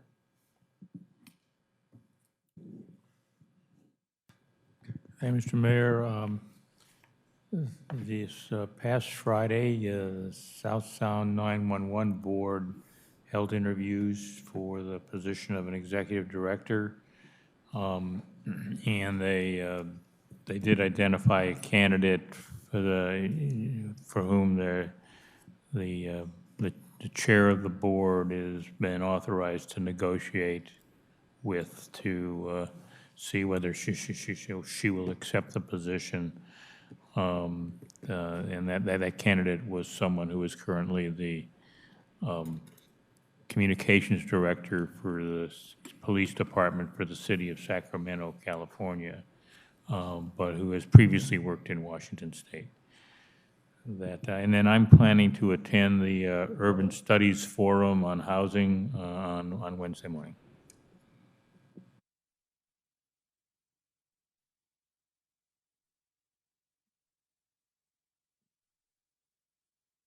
Take it off here.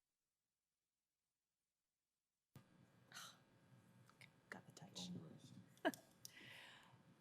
Last week I attended the Parks Committee meeting, and Mary Dodds runs a very tight ship.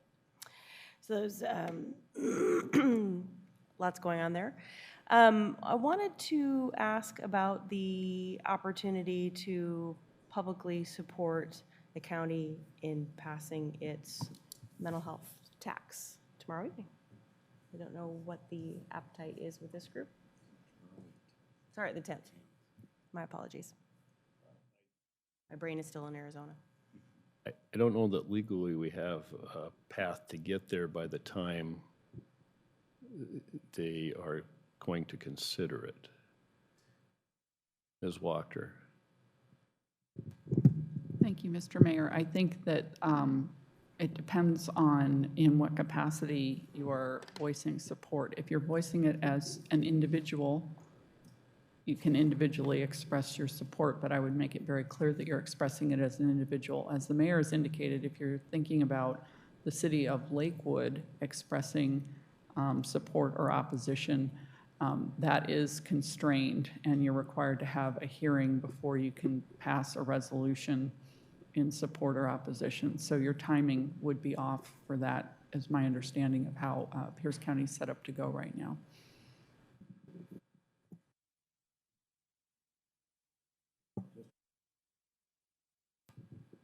In that regard, did the county portion of our legislative policy manual indicate whether we had some support or were requesting that the county take some action regarding, if not particularly approving this tax, encouraging them to take some action in the area of behavioral health? I'm trying to recall.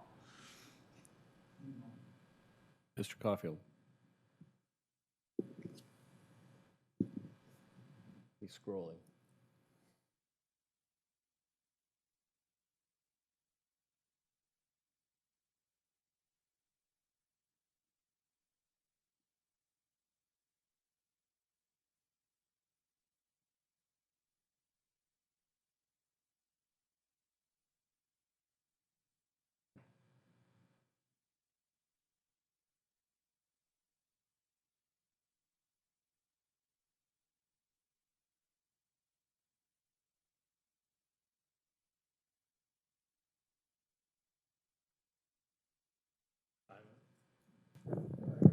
Not directly to behavioral, no.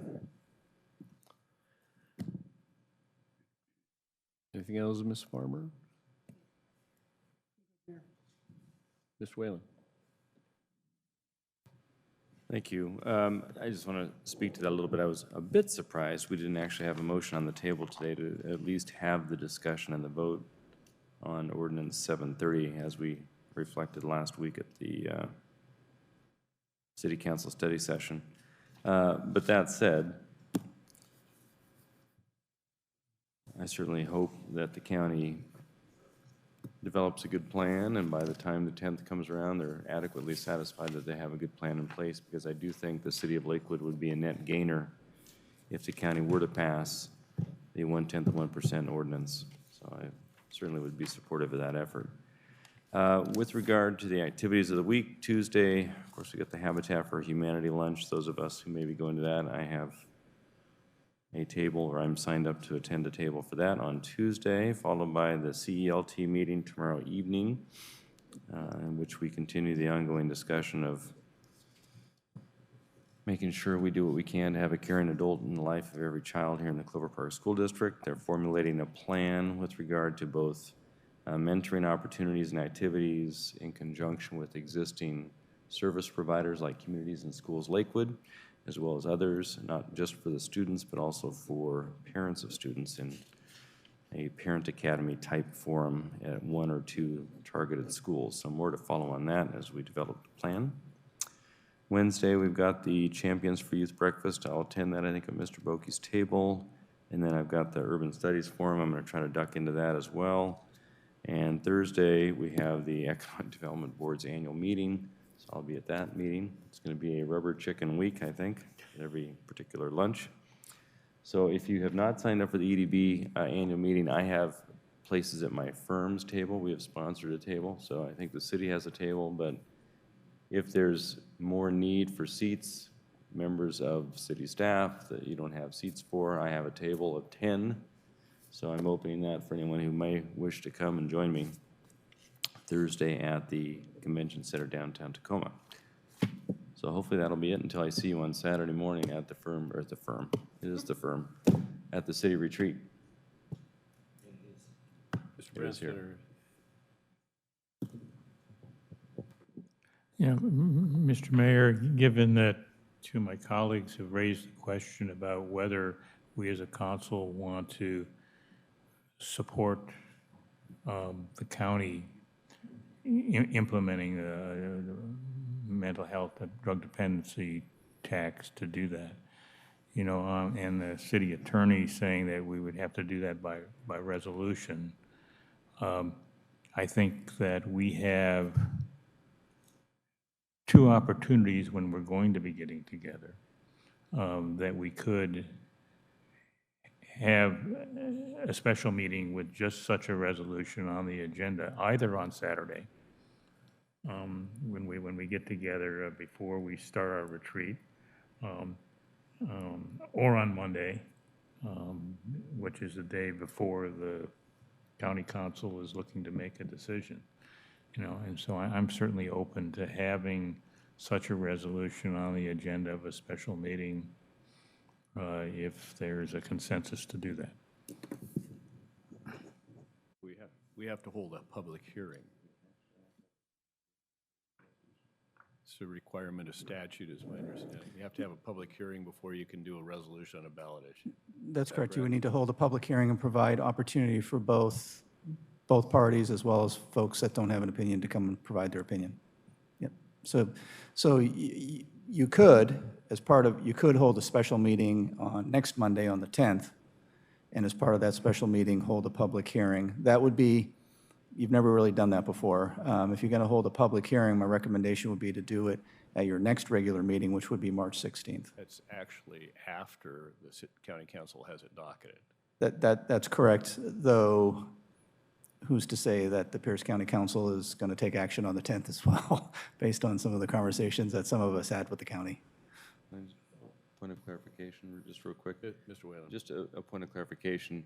I understand statutory requirement to have a public hearing before the potential adoption of a resolution supporting a ballot proposition, but that's not what this is, technically.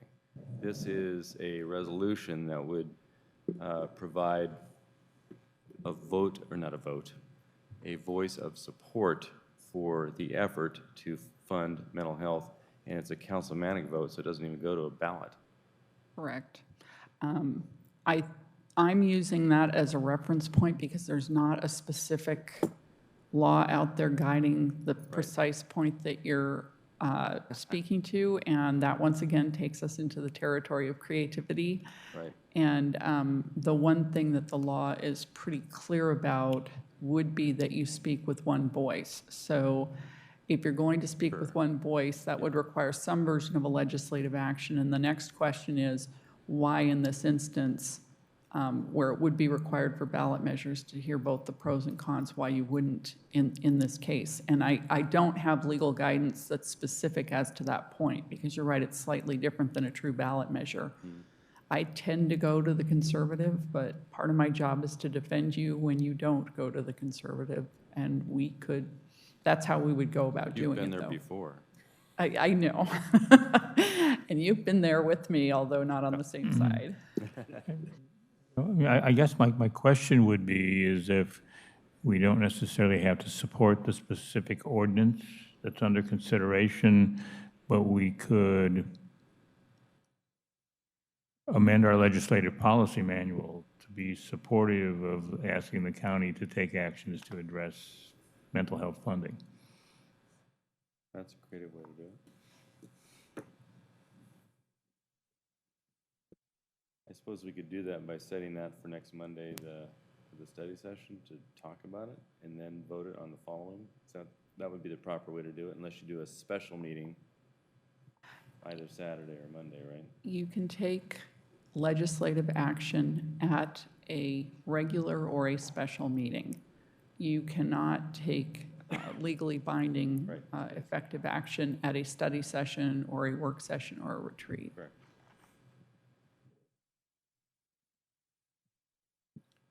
Right out there, what do you think? I think it's helpful.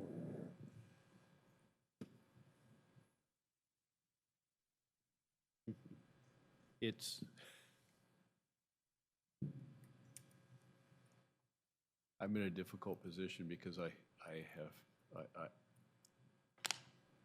have semi-verifiable information as to what the rationale of some county council members are. Right. And it may not be helpful. If the purpose is to advance the county ordinance, ironically, it may not be helpful because some people are potentially motivated by fear that they'll get upstreamed by local governments. Mm-hmm. But putting in the policy manual to basically, That's kind of a different depth. That's a way to different do it. thing, yeah. Yeah. Mr. Simpson. I like the policy manual idea. And I would go a little farther than you did, Mr. Mayor. I'm always hesitant when we start getting out of our lane. At least that's how it feels to me, Jason, that we're starting to dictate to them. And I have to ask myself, how would we like it if the shoe were on the other foot? And so like I say, I take the mayor's point. I like the manual thing. I like that planting of the seed and pointing in a direction. But I tend to, since Ms. Walker brought up the conservative thing, I tend that we just stay on our side of the street, let the county tend to their side of the street. Well, I think it's our side of the street globally. Again, it's a whole regional approach. So my thought was, and I hope I didn't come across differently, but I think it's expressing support for the general idea that mental health is an important issue, and general support in a regional sense may be a good thing. That's about the extent of it. And I agree with that, except, and you made an obvious observation. I don't mean that in a sarcastic manner. When we talked about Ordinance 730, I prepared quite a little argument for why we should vote for it. Mm-hmm. But given the third option I heard from the city attorney, and what the mayor had, when he sought clarification, I couldn't see the argument at that point. But I still tend to hew to my idea that I think in some things, this city is very capable. I'm not saying we don't work cooperatively with the county, but there are some things we can do for ourselves and do as well, if not better. And that's where I think you and I have a divergence of opinion. Fair enough. So is there consensus we'd like to look at it at a study session with respect to amendment to the legislative policy manual? We'll docket that for the next study session. Yeah. And who knows when the county council's going to do that. Right. Mr. Whalen? I think that's it. Thank you. I attended a Puget Sound Regional Council Executive Board meeting. If I was a member of the Catholic Church, that would have handled 5 or 6 Lents for me. You know, Protestants celebrate Lent too. I just want but not with the same seriousness. Okay.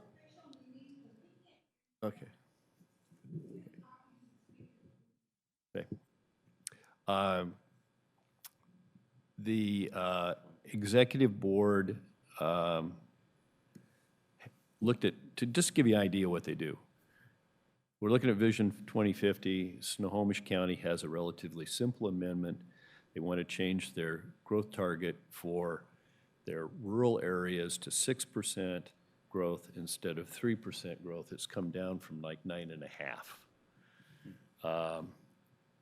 They do that they're making that in recognition of the fact that they have 6,600 legal 5-acre or more lots in the unincorporated areas of Snohomish County where people have a vested interest, and they can build a house on that tomorrow. Down Constantine and company opposed that. There was a negative recommendation out of the committee on a Seattle motion to say, no, they have to be 2%. Because they have to solve this with transit and other things and push everybody into the urban area. Snohomish County is saying, hey, wait a minute, we're just recognizing reality. We can't change these people's vested rights. Well, Seattle seems to be, well, buy them away or something, which is tens of hundreds of millions of dollars. So that, they'll get that, I think, but it was pushed off for a month because of the King County objection. What else did we do? Oh, there was an adoption of the minor amendments to the transportation plan, which included a minor amendment of $1.8 billion in increased costs for Sound Transit, which is about $650 for every person who lives in the Sound Transit area.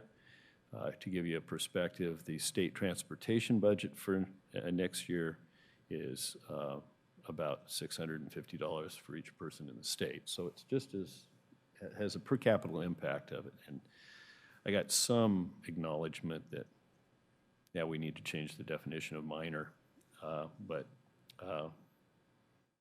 the railroad goes on. So those are the kind of things that dealt with there. But there seems to be some of those Snohomish County people came down to visit Pierce County the week before. There seems to be a coalition coalescing around the periphery of Seattle. And although you still can't get a majority vote, there seems to be a greater voice for reason. So it still takes about 4 hours of your life getting there and back, whether you take transit or the highway. I attended along with the city manager, the Boys and Girls Club annual event where they selected the Youth of the Year. The Youth of the Year for the South Puget Sound is Charles Johnson Jr. of Lakewood. And so I've invited Charles to come to a future council meeting to be recognized. And he's very interested in doing that.